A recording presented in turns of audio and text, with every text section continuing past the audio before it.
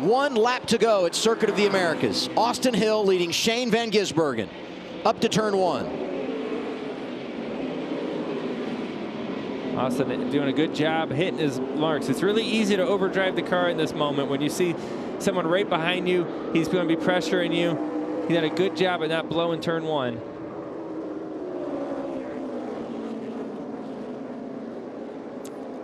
Let me tell you something that Shane has been doing a great job all race long is to stay on the track. And Larson is coming up in third. He's got those fresher tires. What a rally for the 17. Yeah, don't count the 17 as I was someone spun out behind these guys, but this race here is too good to get off of. Oh my God, somebody's wrecking in the back. 17 has closed the gap tremendously in the last lap. From turn 10 to turn 11. 3-car battle for the lead. Hill, Van Gisbergen, and Larson. And one of the last chances for Van Gisbergen to make the pass is going to be breaking into turn 12. But Larson's going to be making the move too, and he's got too much distance there. I don't think he can make up that distance in the braking zone. I think he's going to come in the stadium. I think Shane is going to make his move in the stadium. Larson trying to get in there hot.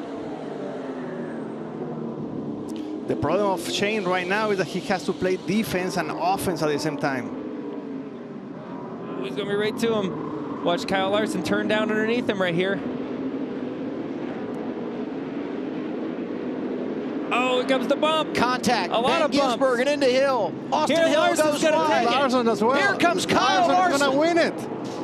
Kyle Larson is sitting there waiting for it. Austin Hill is not happy with that. He's going to pay it back a little bit there. Well, I don't know. Austin had one coming. That's how he got the lead. Yeah. Kyle Larson takes over the top spot, and he's going to come back and lead him off of turn 19 and 20. What a finish at Circuit of the Americas. These two are double done in second. overtime. Larson from the back to the front. He's going to get it done in Austin, Texas. What a rally. What a rally. Van Gisbergen hangs on and gets second. Here with Austin Hill, we saw an absolute battle towards the end of this race between you and SVG. I heard the team on the radio telling you to be calm coming back in. What are the emotions right now as you get out of the car after what happened? Yeah, I mean, obviously I'm frustrated that we just lost the race, but hell of a job by everybody on our Bennett Chevrolet. We had such a fast race car all day. I mean, I made a mistake early in the race, cut the racetrack, and then had to come back from that. And then, you know, the restart, I thought it was somewhat clean. I mean, it seemed like the 97 lifted super early. I'm not real sure why he lifted so early, and then he started wheel hopping. Once I got in the back of him into one, and then, you know, we cleared him, and I'm trying to run as hard as I can, but not overdrive the corners, and thought I was doing everything right into 15 and 16 there, like trying to protect, and ultimately just, you know, got ran over. It knocked his nose in, so it kind of shows how hard he ran into me. But all in all, I mean, our Chevrolet was as fast as Xfinity Internet. Congrats to Kyle Larson for winning the race. They had a good call to come in and get tires there at the end. I didn't know if we were going to make it on fuel, but man, I mean, we're firing on all cylinders right now. I mean, it doesn't matter where we go. We ran inside the top 5, finished inside the top 5 at all the races this season. So we got to hold our heads up for that, but really frustrating, wanting to get that first road course win. Here with SVG, and I was just talking with Austin Hill about the battle you two guys had at the end of the race. What happened there from what your perspective was? What could you have done different, and will you have a conversation with him?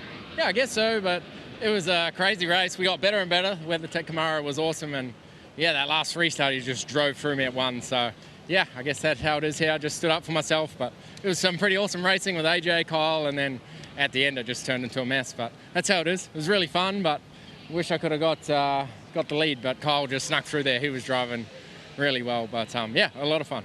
Thanks. Cheers. He's happy now, but he's going to be disappointed when he finds out. Penalty for the 97 final lap. Cutting the course. That'll be 30 seconds because a 30-second penalty because it happened on the final lap, but obviously going to take a tumble when it comes to the final results. 11 laps to go. Austin Hill, Shane Van Gisbergen. We're green again in Sonoma. So Shane gets a good start there on the outside. It's going to be hard for Austin to clear him. He does. Barely, if he does. Whoa! On the dirt, there he God. goes. Shane Van Gisbergen with the race lead. And Austin Hill going in the wrong direction. Mayer is through to second. Austin Green to third. Remember that video we just talked about at COTA? Yeah. But you know what? We just saw it the other way around. I don't know if he meant to do that, though. Here they are up in the for the lead on the restart. You see, yeah, Shane gets in there hard, into dirt, just full commit, slides into Austin. Nothing Austin Hill can do at that point. He's along for the ride and just gets knocked out of the way. He is impressive. 35 years old from New Zealand. Back-to-back victories for Shane Van Gisbergen. Great job, man. Great job. Very happy for Shane. Great job, man. Great job, team. A lot of adversity. Found a way to get it done for us, buddy. Awesome job, guys.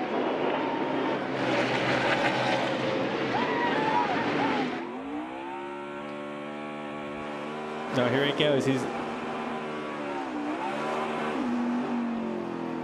As he does a burnout right by Austin Hill, who's not happy with him. Oh, yeah, that's true. And a little salt to the wound. Rained on his parade, didn't he? Oh, look, he's still there. Well, I'd say they're even from COTA. Well, you call that even? If I was Austin Hill, I'm not even.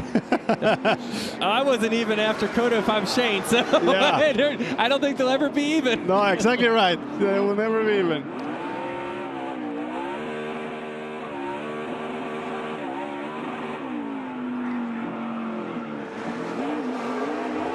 It's pretty cool. This is pretty cool, guys. That's really hard to do in a stock car, guys, just so you know. Drifting is a really hard thing to do. But when you don't have a car that's built for it, like a stock car, it's pretty challenging.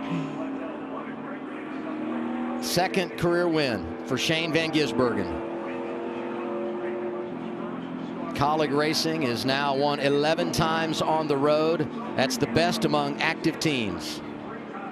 Bring me through the final restart where you were able to take the lead and what it took to get out front there. Well, firstly, got to thank these guys so much. Colleague Racing, WeatherTech Camaro got beat up again, but man, what a race. Adventure up and down all day, and yeah, that last restart, I just given it all I had, and two guys going for the same real estate come together, so yeah, it was pretty awesome though, like a lot of fun. Hope everyone enjoyed the show, and yeah, pretty awesome back-to-back weeks for us.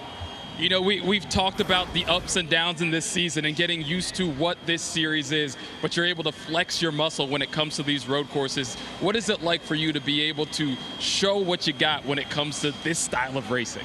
Yeah, it's awesome, and the work we did between weeks to make the car better again, and it was an awesome race with Ty Gibbs at the start. We were really pushing each other, but yeah, special to win 2 road courses in a row and one day dream about winning on an oval.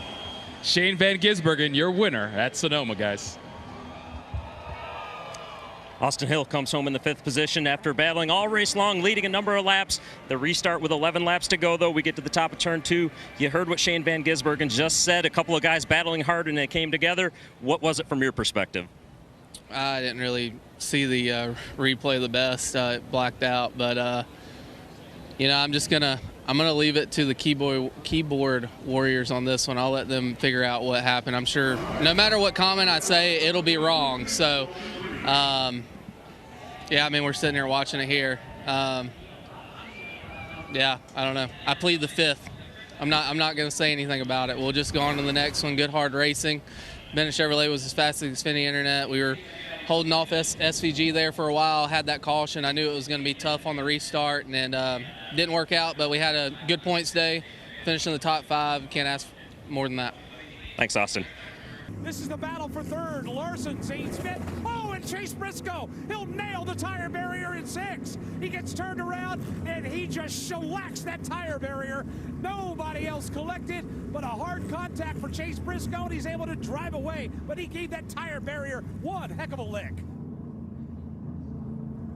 Watching Chase Briscoe just trying to get his car right, and here's how it happened. He came in low, hot sideways, and slams into that tire barrier. He is lucky nobody was to his outside, because that could have been a whole lot worse.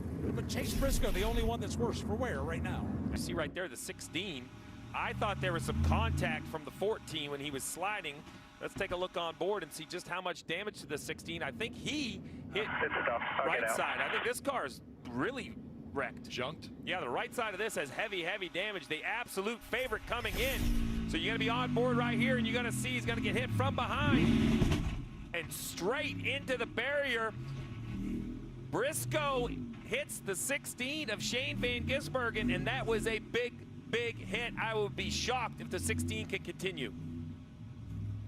It's not running. And he's out. He is out of the car. That's it. That's it. So the favorite out of the race. There'll be no defense of the title. He won this race a year ago, Rick. And now disappointment after the win. AMR safety crew down there to help SVG out.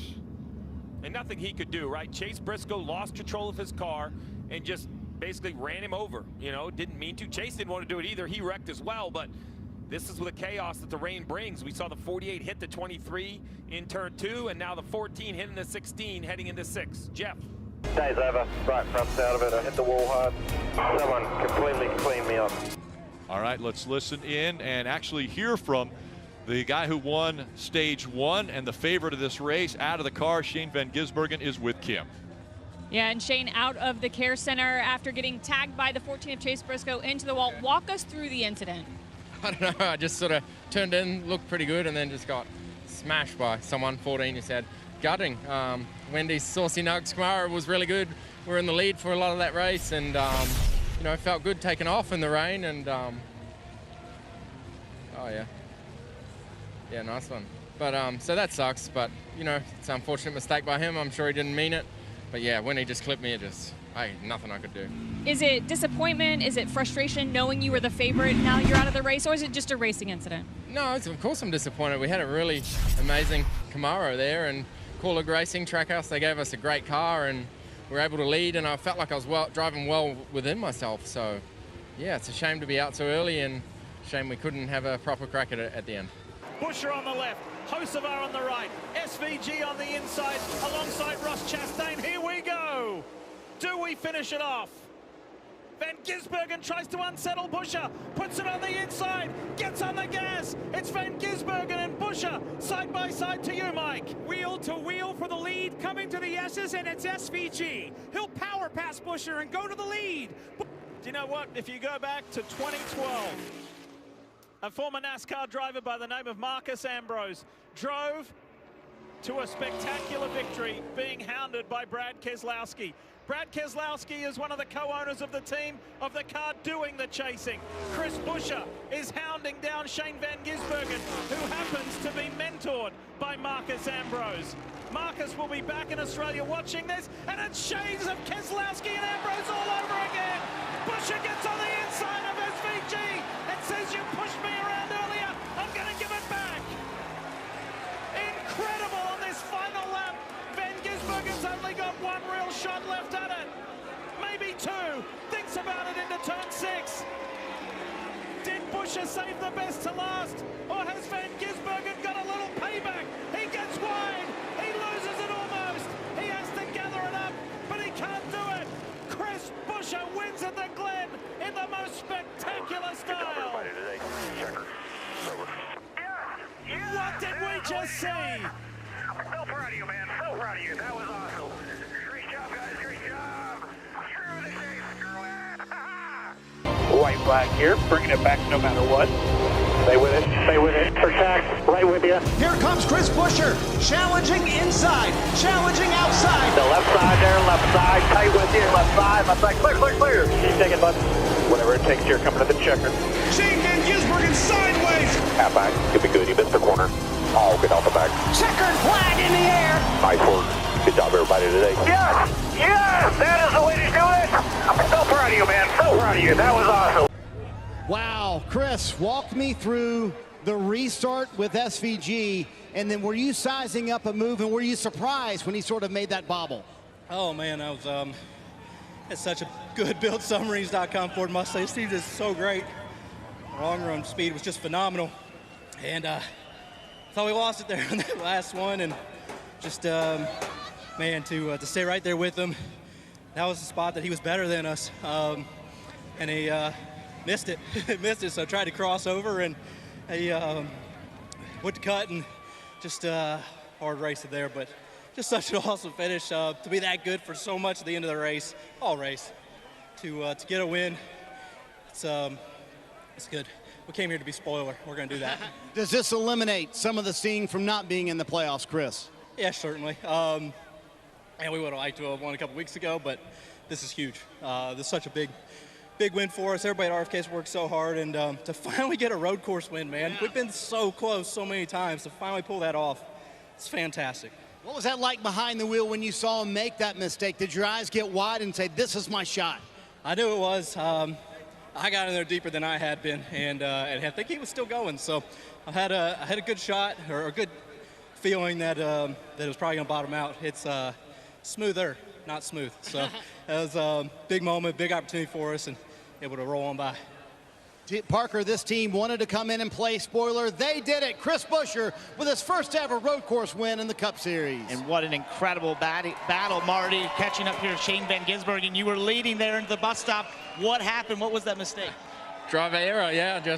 I knew Chris was really going to send it and push me if he could get there. And as I turned in, got a bit loose and clipped the inside wall and just driver error. I'm gutted. Weather tech tomorrow was really good. The race was awesome with Ross and Chris and the others at the end. I'm gutted we couldn't get it, but I had a lot of fun, but I'm pretty angry at myself. I see you smiling, though, through the anger there. You used the bumper down in turn one. He used the bumper there into the carousel. Is that fair play there since you used it into one? I think so, yeah. It was just a little bump to get him wide, and I knew I was gonna get it back, so that's why I was pushing so hard, and it is what it is, but just gutted. You can tell, guys, it was a crazy race, an awesome race, but he's still smiling there, for finishing second. That was one to remember. How much better is Shane Van Gisbergen making Connor Zilisch right now? 19 years old and learning from one of the best, got a front row seat, and maybe it'll be the 88 that takes the 9 to school here. Zilisch is so good as they come off of turn 7. They'll see 20 laps to go this time by. Yeah, I can't imagine that Shane's going to be able to hold him up for 20 more laps. I feel like Connor's being pretty patient right here. Has been inside of him a couple times. As he gets inside of him again and locks up that left front or right front tire on the inside of that corner. Connor's being very, very gracious to Shane right here. The chase to turn 2. Yeah, side by side, trying to get through the S's. It's so hard to go through there side by side. Connor's just trying to time this run out where he can get him into a braking zone, but Shane just kind of managing this. Their lap times aren't good right now because of all the defensive driving that he's having to do. Well, but look at what they're doing, putting distance between themselves and third place Austin Hill and fourth place Michael McDowell. We know what a good road racer he is, but yet they're putting on this show and still starting to pull away from the competition. Yeah, the only thing that Shane can hope for right now is that by Connor running in all the dirty air, that he maybe can overheat his tires. And Adam, that's one thing that will most likely pop up before this race is over is we've only been able to run 18 green flag laps, and we've seen a lot of tire blistering today. Oh, he's getting back to his inside right here. Turn 7. Oh, you can hear the tires squalling as those guys are sliding around the corner. Well, Zilisch just keeps getting the nose, but can't quite finish the deal. And really being wise and patient is the 88. Well, you got to think that he can just hear Marty Lindley in his ear like over and over again saying, be patient, don't tear a fender off it. He's got a really good run right here out of turn 1, heading down into turn 2 in the S's. Side by side, coming up the hill. Oh, they had a little bit of contact right there. And now Austin Hill starting to reel him in. Here comes the 21. They were pulling away. Now Austin Hill back in the game. Oh, and that's exactly what Shane wants right there, is trying to get that 21 back in between them, get him a little bit of a breather. Back straight away to the bus stop, and they are just slinging it around, hustling for all it's worth. So look, if I'm Zilisch now, I'm going to move Shane. I've been nice for 4 or 5 laps. I get it, but it's over now because I might get knocked off the track from the 21. Let's hear what the 88 has to say. Hear that right front for me. I know you want the lead. Just you and him. Josh Williams, the spotter. Good information, but I just my patience would run thin right now. I think you're going to have to do what's I know that's your teammate in front of you, and you guys have had some fun, but the pace is off because of how defensive the 9's having to drive. So when I get my next opportunity, I'm going to take it. 18 to go, and you got to believe that Josh Williams radio from the spotter stand was prior to Austin Hill getting right back in it, because they were 1.1 seconds in front of him. They had a cushion. It was really a two-man battle.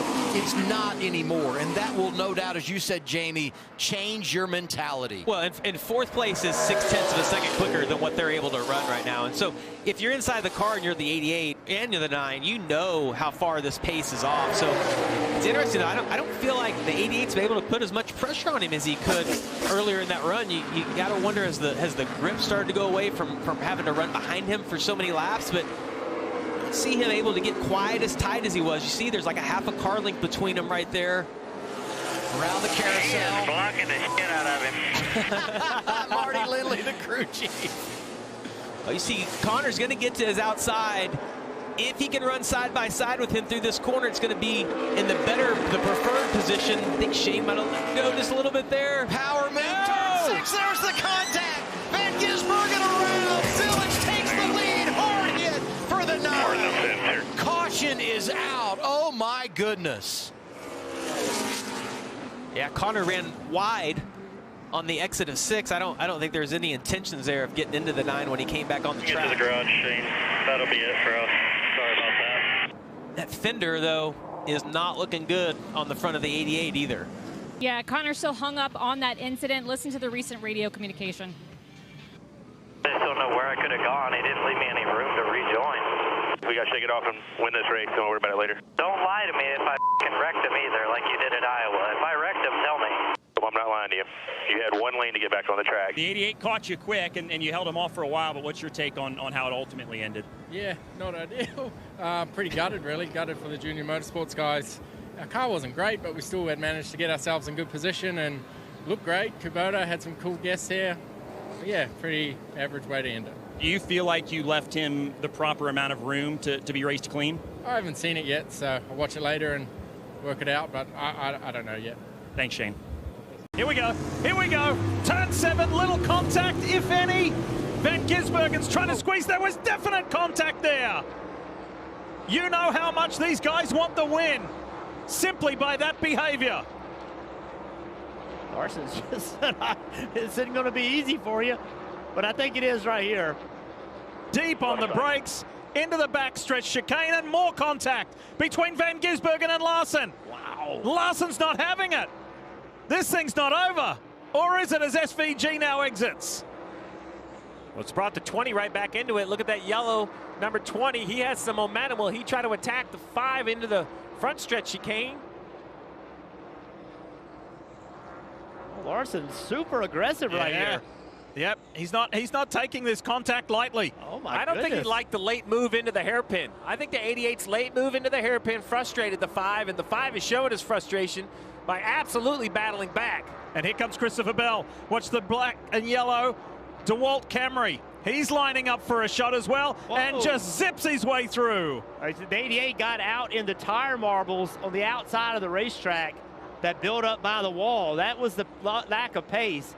And also SVG, he doesn't want this contact. He has the fastest car and 13 laps to go. So he is like, hey, if you're going to do that, I'm going to just give you your space, take my time, come back at you. But Larson clearly has sent the message.